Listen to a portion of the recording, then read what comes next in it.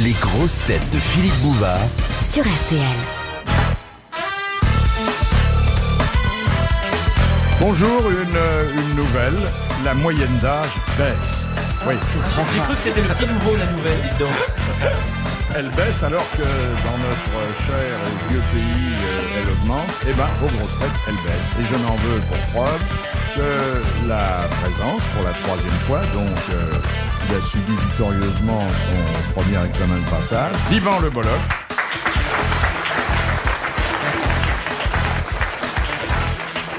Flanqué par un garçon qui est encore jeune, bien qu'il ait un joli passé, notamment à la radio, Vincent Perrault. Bonjour. Et avec deux pères fondateurs admirablement conservés, Francis Perrin. Bonjour. Et Jean-Pierre Coff. Ah, il faut brasser les générations. Oui, mais je comprends pas comment vous laissez prendre à des trucs comme ça. Vous savez que le Bolloc a près de 40 ans. Eh ben oui, il le dit pas, mais il a 40 ans, 41. 48 bientôt, 48. Non, déconne pas, dis la vérité, pas la peine. Mais non, Jean-Pierre, j'ai 35 ans, que tu vas chercher, enfin. C'est pareil, 41 c'est pas 40 piges, 41 ou 35, on n'est pas loin quand même. Alors vous avez 70 ans. Comment Bientôt. À 5 ans près, hein. Non, à 10 ans près. Moi, je veux dire, du moment que je garde ma place de Benjamin, tout va bien. Ça va. Oh, vous serez l'éternel Benjamin. Mais regardez, regardez, Francis. Je viens de passer les Perrin. 50 ans, moi, ça y est. Regarder. Ça se voit pas. C'est pas hein. vrai. T'as pas 50 ans, Francis. Ça y est, je viens de les avoir il y a un mois et demi, hein, ouais. Ah, Non, c'est vrai que ah oui, je t'ai j'ai 47, vu. moi, C'est bah, vrai je que je t'ai vu jouer au théâtre, j'avais 12 ou 13 ans. Moi, mon père me parlait encore de ses adieux. Vous vous rendez compte, quand il jouait dans La Gifle avec Ventura, j'étais pas né, moi. Ouais, salopard. Ça, c'est un beau souvenir. Surtout que maintenant qu'on a supprimé les claques. Ah oui, oui. Alors, essayons de... Ça y est, il a compris, Perrault. Mais c'est pour ça d'ailleurs qu'il faut des jeunes, parce que on les forme. J'ai hein. compris, qu'est-ce que tu veux? Je ne peux pas rire immédiatement de ce que je n'ai pas connu, et je le regretterai presque d'ailleurs. Nous formons les jeunes et nous les déformons ensuite d'ailleurs. Et ensuite, ça fait d'excellentes grosses têtes. Alors, Monsieur Le Bolloc, je vous invite non seulement à exploiter toutes les qualités du comique que la nature vous a donné généreusement, mais également à étaler vos références culturelles. Très bien. Bref, d'être sur le coup, quoi. Dans cette première citation de Monsieur Jean-Claude Cattier, enfin envoyée par Monsieur Cattier, parce que c'est vous qui allez me donner le nom de l'auteur véritable, il y a une jolie formule que je vous livre. Dans la vie, il faut en avoir où je pense, et de préférence les siennes. Oh, c'est pas Coluche? Non. C'est un général, c'est un général d'armée. Louis Jouvet. Oh, bah, ça va vite, hein. Bonne réponse de Francis Perrin, qui connaît ses classiques. Ah oui, oui. Ah, merci. Et voilà. C'est-à-dire qu'il y en a qui peuvent picoler quand même, hein. C'est autorisé. Vous avez changé de fournisseur? Voilà, l'examen du vin par Monsieur Coff est un moment important de la vie radiophonique. Je vais vous dire si ça Il va. faut mettre un peu d'art dans sa vie et mettre un peu de vie dans son art. Alors, la deuxième citation nous vient d'Auxy, où habite Monsieur Bacon, qui a dit « Je me suis souvent demandé pourquoi les Anglais aimaient à tel point le thé, et puis un jour, j'ai goûté leur café et j'ai compris. C'est un Américain qui a dit ça? » Non, un Français. Pierre Daninos. Non, Francis Blanche. non. Il est mort? Il est mort, mais d'autres choses, hein. C'est pas en buvant du café. Il y a un longtemps, acteur? il est mort il y a longtemps? Il est mort au début du siècle. Tristan Bernard. Non. Non, au début, excusez-moi, Oui, j'avais oui, pas, mais j'avais voilà. déjà dit. Enfin, le temps que ça sorte, vous avez déjà dit votre réplique. C'est vrai que chez vous, ça sort pas rapidement. Ça dépend des jours. Et ça ne vous regarde pas. Court mais intense. C'est un homme. C'est un homme. Il oui. avait des relations particulières avec la Grande-Bretagne? Non, pas du tout, mais avec l'humour, oui. Alphonse Allais. C'est Alphonse Allais. bien, Une bien. deuxième bonne réponse Je suis en pleine forme. de Francis Perrin. Voilà, et maintenant commencent les Maintenant, questions c'est- généralistes d'accord, très bien. qui vont C'est- vous c'est là permettre, où je suis- cher où je suis Yvan, meilleur. de briller. Tout Là, à c'était fait. un peu culturel, excuse-nous. Hein. Les citations, c'est vrai que c'est... Là, je redoute un peu les citations. Enfin, excuse-nous, excuse-toi surtout. Non, mais un grand garçon de 35 ans comme Yvan, qui a poussé ses études assez loin d'ailleurs. Hein. Bon, oui. Tu faisais quoi? Bah, j'ai fait un stit, donc je l'ai dit, je l'ai raconté la dernière fois. Oui, Ça avait beaucoup plu. Oui, hein. mais j'étais Mais pas là. nous, on n'était pas là. Vous alors, étiez pas là. vas-y, Moi, vas-y. j'étais super instit. C'est-à-dire que j'ai été premier au concours d'école normale. Tiens, à propos, vous savez la différence qu'il y a entre le nouveau Parti communiste et l'ancien Parti communiste? Avant, c'était un super marché, maintenant, c'est un super U.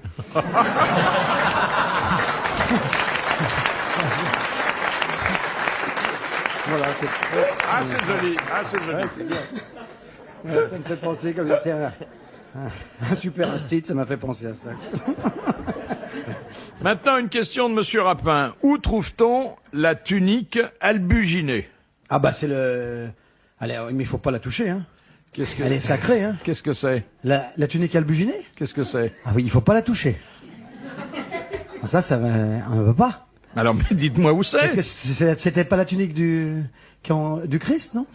Non, pas du tout. Parce qu'elle était complètement albuginée, mais ça, on l'a pas. Vous ne saviez pas, ça? Voilà, quand vous allez connaître la bonne réponse, Ah bon? vous serez rouge de confusion. Oh là là. C'est médical?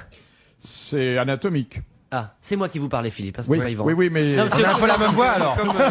Mais on est à la radio, ça se voit Non, pas. parce que je me dis, bon, tout le monde peut répondre, mais il n'y a Dieu que pour le petit nouveau. Il y a un truc qui me est bizarre quand même, c'est curieux. Bon. Alors, c'est Je médical. pense qu'un instituteur doit pouvoir répondre à cette question. La tunique albuginée. C'est pas le bonnet d'âne. Non. Ceux qui C'est pas n'ont une blouse eu non leur plus. certificat d'études peuvent-ils poser des questions quand même? Oui. Tu voulais dire quelque chose, Jean-Pierre? Oui, je voulais demander si c'était une sorte de camisole de fou, de force, Non, ou j'ai dit que c'était anatomique. anatomique. Oui. Les Ah, abdominaux. Les abdominaux. Une ceinture de maintien. Non. C'est quand le ventre retombe sur le sexe et qu'on ne peut même pas le voir. Ah oui, c'est une jolie image. C'est ça. pas ça. Ah, oui. Ah, c'est une C'est ça, tunique. ça, c'est Ça bien. fait comme Ah, une c'est vachement tunique. bien. Ça fait rêver, ça. Ah, t'auras pas froid l'hiver. Bah, j'essaie de trouver, je n'ai aucune idée de ce que c'est c'est. le cache-sexe le plus économique, Ah, c'est d'ailleurs. formidable. Oh, dis donc, merde. C'est le Elle fait cuir une chevelu, c'est sur la tête, les cheveux. Alors, si ça c'est- se retrouve sur votre tête, c'est après un grave accident de voiture. Est-ce que ça protège des courants d'air? Oh, ça Oh, peut, c'est pas la- entre autres. Enfin, c'est pas les poils qu'on a dans le... Dans le quoi Ne généralisons pas hâtivement. Non, quoi qu'on a autour du sexe? Est-ce la toison féminine? Alors, c'est pas une toison. C'est quand on a des poils dans le dos, beaucoup, Non, plein. non, mais il n'y a pas de poils. Enfin, si, il y a des poils. Si, pardon. Si. Oui, alors? Allez au bout de votre idée. Bah, c'est tout ce qu'on a autour du sexe, non? Qu'est-ce que vous avez autour du autour sexe du sexe. Oh, il y a beaucoup de monde. Lui qui a pas grand Oh, chose. il y a une foule. Ah, si vous pouviez voir. Eh ben, demandez-leur de faire la queue. Alors, Qu'est-ce qu'on peut dire comme connerie? Ça fait du bien. je hein. pose ma question différemment. Qu'y a-t-il à l'intérieur de la tunique albuginée? Les testicules, c'est... Exactement. c'est- Voilà. C'est l'enveloppe des Et testicules. on n'appelle pas ça le scrotum ou Ah, le scrotum est un peu plus haut. un tout petit peu plus Un haut. peu plus haut. Ah, d'accord. Vous demanderez à Monsieur Coff, il vous montrera tout à l'heure. C'est une bonne Non, mais je réponse vois de un truc Vincent qui marche. Perrault. Elle est comment, votre tunique? Elle est albuminée, Albuginée. albuginée. Ah Je bon. suis confondu en excuses pour ce que j'ai dit au début. Hein. Question de Monsieur Longuet. Pour les éleveurs, qu'est-ce que la mastagogie? Jean-Pierre, toi qui es copain avec les agriculteurs. C'est les- Ah, mais lui, s'il en a pas 70, ça l'intéresse pas. Je n'ai aucune idée. C'est l'étude de quelque chose. Non. C'est un procédé très moderne Ouais. auquel les éleveurs recourent de plus en plus souvent. L'insémination artificielle. Non. C'est un rapport avec Ils la élèvent nutrition? quoi avec ce Non. truc-là? Ils élèvent quoi? De la volaille, du cochon, de la... C'est plutôt dans les mammifères qu'il faut chercher. des bovins? Oui. Oui, c'est pas la traite. Voilà. Eh oui. C'est la traite enfin, la traite Automatique. électrique. La Automatique. traite électrique, Électrique. il l'a dit. Et il a du mérite parce que c'est pas facile. Non, la traite électrique, non. Non, ça pour moi c'est un exploit. Hein. Vous avez d'ailleurs dit la traite électrique, ce qui est Ouais. quand même différent. Ah oui, mais c'est une bonne réponse de Francis Perrin. Comment vous avez dit ça? La mastagogie. Jamais entendu parler de ça. Et Ah, mais c'est très impressionnant, moi, j'ai vu, hein. Vous l'avez vu, vous? Ah oui, moi je Oui. le vois parce que je vois souvent. Ils mettent les trucs Enfin, comme ça. attendez, vous le voyez souvent. si, Là je où vous vois. habitez, il n'y a pas des... Je suis désolé, je vais dans une maison qui est en Seine-et-Marne. Et Ah, c'est une maison, mais alors avec des il y a clients un- un peu Il particuliers. y a un agriculteur qui est à côté, je vais voir les vaches. Ah non, je vais- ah bon, Ah oui, oui, non, mais Je croyais que je c'était m'intéresse. une maison de rendez-vous qui pratiquait la traite Ah, électrique. pas non. non, ça. Et ils mettent comme ça, cet appareil là sur l'épi. Et Ah bah oui, vaut mieux le mettre sur les pics Ah oui, ailleurs. Hein, oui, parce qu'on l'a mis sur le nez à un moment, ça marche pas. Mais qu'est-ce que vous allez faire dans Ben, je cette... vais regarder. Et Ah oui, puis, tout et comme- puis Mais Mais on ne regarde jamais assez la le lait nature, frais, vous avez absolument. raison, mais puis vas-y, je Francis. vais boire du lait frais et puis voilà. Mais puis vous je savez que récupérer. c'est plus très moderne ce système-là. Maintenant, on a mis enfin, c'est toujours de la traite automatique, mais électrique. Mais maintenant, les vaches, ils vont quand elles éprouvent le besoin de faire du lait.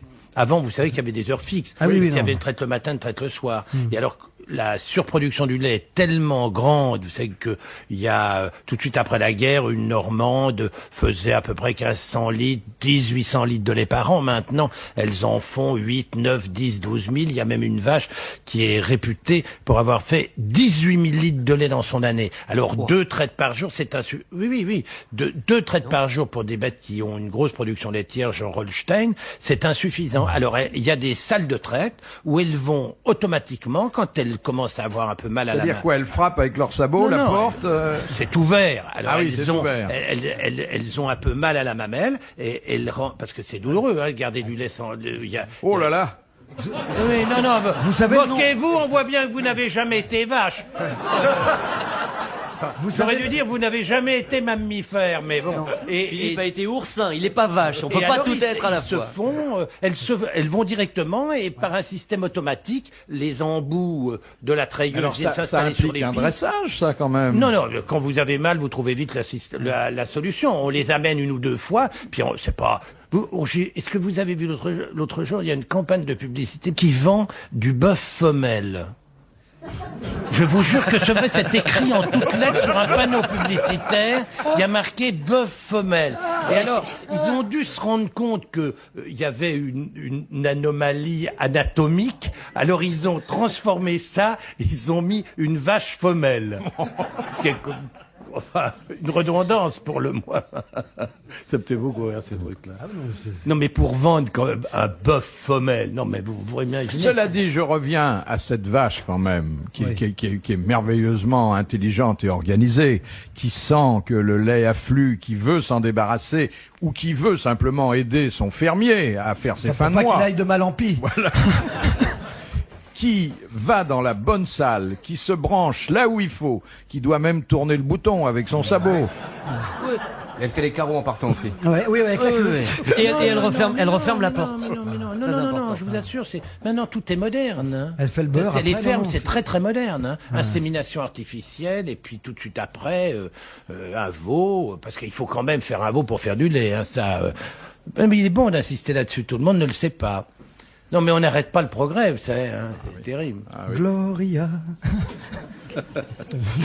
Une question de droit de Madame Chevalet. Selon le code pénal, dans quel cas un enlèvement de mineur n'est-il que légèrement puni? Si c'est ses propres enfants, Non. Il y a une jeune fille mineure qui a 15 ans. qu'on l'épouse après. Et qui est enlevée, non, indépendamment de l'issue matrimoniale, elle est enlevée par un garçon, les parents portent plainte, la police les rattrape, la justice les juge. Il est resté vierge. Non. Quand lui-même est mineur. Quand lui-même est mineur. Bonne réponse de, rappelez-moi votre nom, Maître Francis Perrin. Merci. Ça pourrait être intéressant, ça. Merci, Monsieur le Président. Je me disais que c'était une réponse qui pouvait toujours être intéressante et qui pouvait servir, mais là, Non, il y a une on pourra catégorie pas dans jouer. laquelle on peut pas rentrer. Là, s'il faut être mineur aussi, ça peut plus. Alors voilà une question pour un instituteur.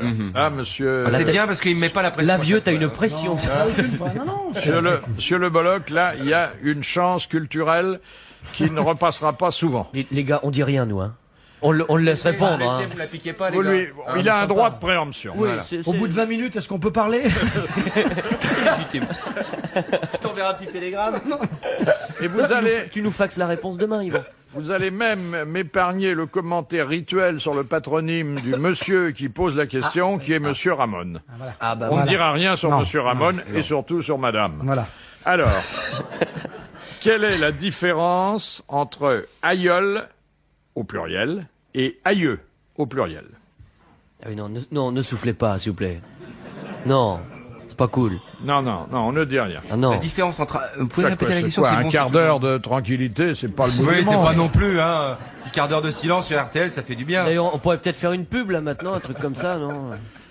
Petite page de pub. Ou mettre l'affaire en délibéré, on se retrouve Voilà, demain. voilà. Ouais, on va pas. Enfin, moi ça va parce que je connais la réponse, donc je m'en fous, mais ça va être long, hein. Alors, monsieur Le Bolloc, Ah, voilà, que- bah, il oui, n'a mais pas j'ai- compris. Il y a eu la un bruit question. à un moment, oui. Il n'a pas compris j'ai la saisi. question. Ouais. La différence entre aïeul Entre un couteau, l'aïeul. et un Tu n'es pas opinel. sympa, Francis, tu le brouilles. aïeul, A-I-E-U-L-S et aïeux, A-I-E-U-X. Ah bah, il y en a un qui écrit vite et l'autre qui écrit lentement. Non. Il vend, mais il livre pas, hein. Moi je sais, moi. Non, tu ne réponds pas. je Tu me la sais. laisses. Attendez, il a encore un petit Ah oui, délai. oui, de oui. grâce. Je suis pas pressé, hein, moi, mais moi je sais, je sais. Je sais même. Non, mais moi, je ne sais pas, Philippe. Je préfère être honnête. Non, si, je suis sûr, si tu Non, cherches. non, je te jure. Et qu'est-ce que tu apprenais à tes élèves? Mais C'est pour enfin, ça. aïeul. Attends, c'est hyper spécifique comme question. C'est vieux, surtout. Ben non, un aïeul. Non, pas. Et je vous accorde d'ailleurs qu'il y a peu de gens qui ne font pas la confusion d'emploi entre ces deux mots. Hein. Bon, bah, il y a Vincent qui veut répondre. Vas-y, Vincent. Non, mais attends, on a dit, ce qui est dit est dit, attends. Ah, s'il baisse les bras, s'il abandonne. Oh, non, mais un combat par KO Non, non, comme je passe. ça. Non, Vincent, c'est je te la laisse. Vas-y. Pas bien du tout. Non, attends. Allez, excuse-moi, mais allez-y, Vincent. Vous en avez un au Oui. singulier et l'autre au pluriel. Eh ben Ouais, voilà. ouais, c'est ça. Ah, Ah vous oui, voyez. ah oui. Ah, ça boire fait rire tranquille, Francis Perrin, ça. Je me gausse.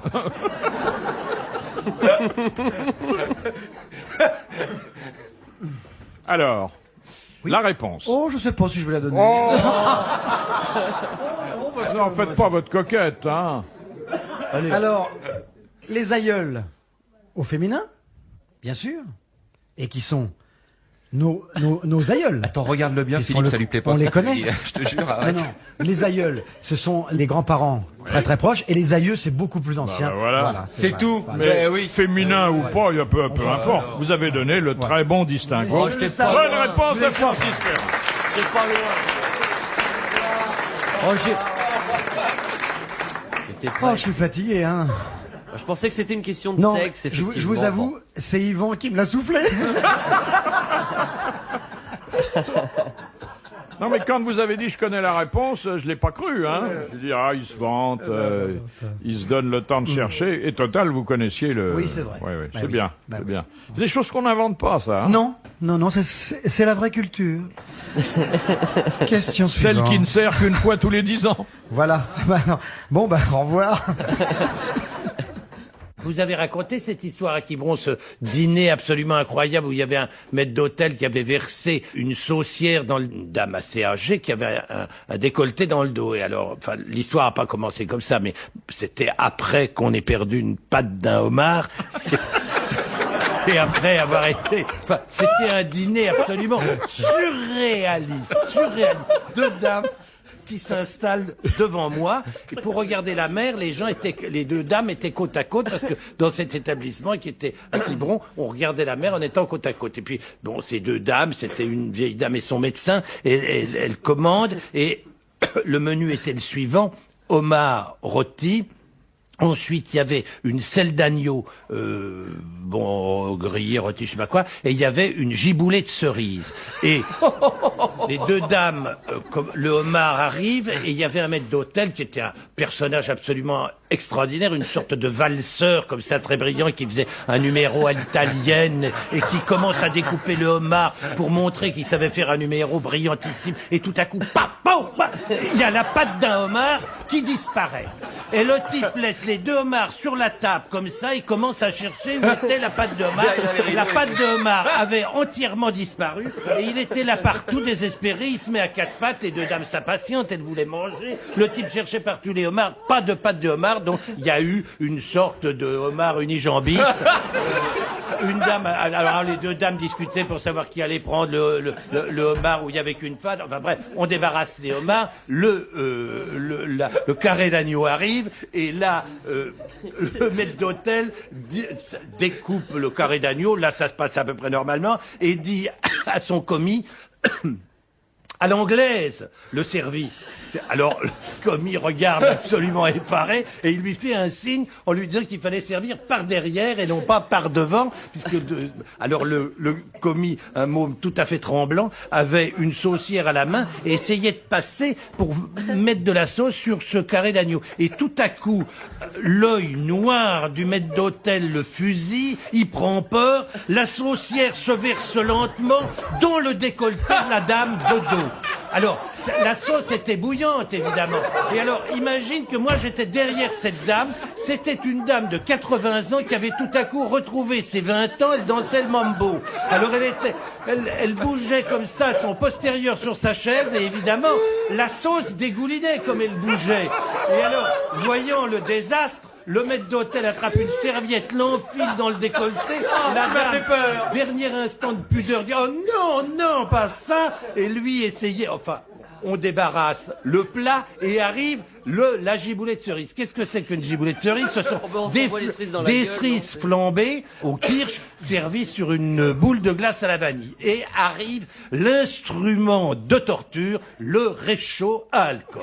Et on pose le réchaud à alcool sur la table, arrive un plat de service avec les cerises dessus, le type allume le réchaud et là, il pose le plat dessus, il prend l'alcool, il verse très généreusement sur le truc de cerise, et comme on fait dans les restaurants, on penche généralement le plat, le liquide, pour qu'il arrive à toucher la flamme du réchaud. À ce moment-là, il y a une sorte d'incendie, un brasero qui est en train d'illuminer la salle à manger. Le type fait ça, bon, il arrive à servir ces deux dames, et il sert les deux dames, il met la boule de glace, et voilà qu'il a l'idée absolument extravagante de vouloir éteindre les deux luminions d'alcool à brûler du réchaud en soufflant dessus. Et alors c'était comme des bazookas, parce que alors il y avait les deux dames qui étaient là devant avec leurs serviettes qu'elles tenaient comme ça sur leur poitrine, et le gaz arrivait comme ça, il y avait des comme ça, et alors les petits soufflaient, et hop, ça partait. C'était absolument stupéfiant. Et voyant parce que il faut dire que sur ces petits réchauds, il suffit de tourner le couvercle et c'était instantanément. Ce con n'en avait pas eu l'idée. Non, il prend sa serviette, il pose la serviette dessus, la serviette s'enflamme, et enfin, on vient à l'aide, on le débarrasse, et tout va bien. Le dîner est terminé, les deux dames prennent des infusions, tout va très bien, et puis, il raccompagne les deux dames, qui étaient honteuses, parce qu'elles croyaient que sa très jolie robe blanche était tachée, et tout à coup, il dit, enfin, madame, etc., il dit pas un mot d'excuse, rien du tout, et tout à coup, il tombe, le maître d'hôtel. Et alors, oh la v'là, il avait glissé sur la patte du homard et il était tombé de tout son long dans la salle du restaurant.